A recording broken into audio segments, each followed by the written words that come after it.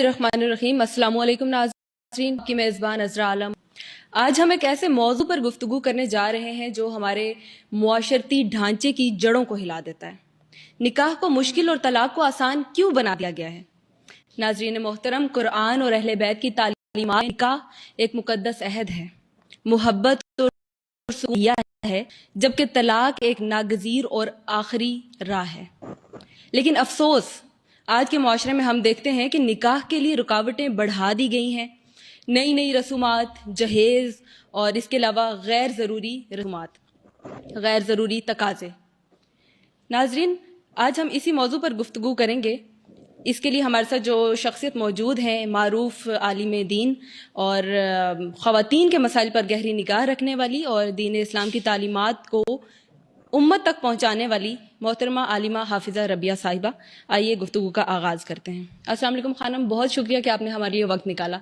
सबसे पहला सवाल मैं आपसे ये करना चाहूँगी कि तशय्युं के यहाँ निकाह आसान और तलाक मुश्किल क्यों है? अलैकुम वरहमतुल्लाहि वबरकातुहू।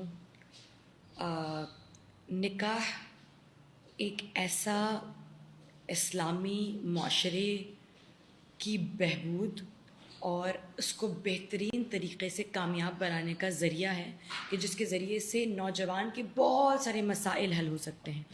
हमारा जो माशरा है वो बेरा रवी से, गफलत से और बहुत बेइंतहा जो जैसे कहते हैं गुनाहान कबीरा, उनसे एक शादी हमें मालूम ही नहीं है इंसान को किस तरह से महफूज रख सकती है।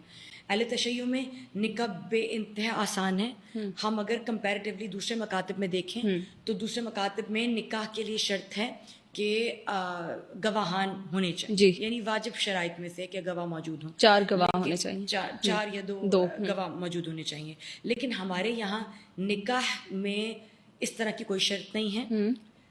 कोई निकाह ख़्वाह के होने की भी ज़रूरत नहीं है, किसी मौलवी के भी होने की ज़रूरत नहीं है, बल्कि मर्द और औरत एक दूसरे के सामने बैठे हों, गवाहान भी मुस्तहिब हैं, यानी बेहतर है, अच्छा है। कोई आप शर्म वाला काम नहीं करें, कोई शर्मनाक काम नहीं है जो आप छुपा के करें, आप सबके सामने करें, सबको दिखा कर करें।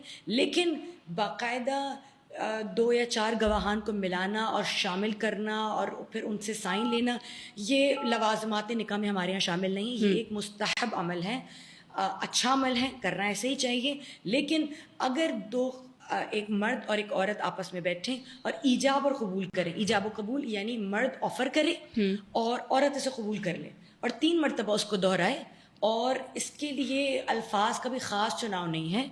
इसके लिए मर्द इरादतन कहे कि क्या तुम मुझे अपने निकाह में कबूल करती हो, या हम निकाह करना चाहते हैं, क्या तुम राज़ी हो। इस पर औरत का सर हिला देना या इस बात का इकरार करना या इकरार करना काफ़ी है, निकाह डन हो जाता है। ठीक तो है? इसमें कोई खुतबा नहीं कहा जाता आपके यहाँ? खुतबा कहा जाता है, सब मुस्तहब है, सब सुन्नत है, सब मुस्तहब है। कोई भी चीज़ लवाज़मात निकाह में नहीं है सिवाय एक चीज़ के, वो है हक़ महर। ठीक है, कि औरत हक़ महर का मुतालबा करेगी और जो हक़ महर औरत तलब करेगी, चाहे वो छोटा हो या बड़ा, मर्द इसमें चूनो चरा नहीं कर सकता। मर्द को उस हक़ महर को अदा करना होगा। जबकि हम देखते हैं कि अहले तसन्नुन के यहाँ पर गवाह भी मुस्तहब हैं, मुस्तहब नहीं, वाजिब हैं, ज़रूरी है कि गवाहान हो। तो हमारे यहाँ ऐसी कोई शर्त नहीं है। इसे आसान क्यों बनाया जा रहा है? इसलिए आसान बनाया जा रहा है ताकि माशरे की फलाह बहबूद का ज़रिया बने।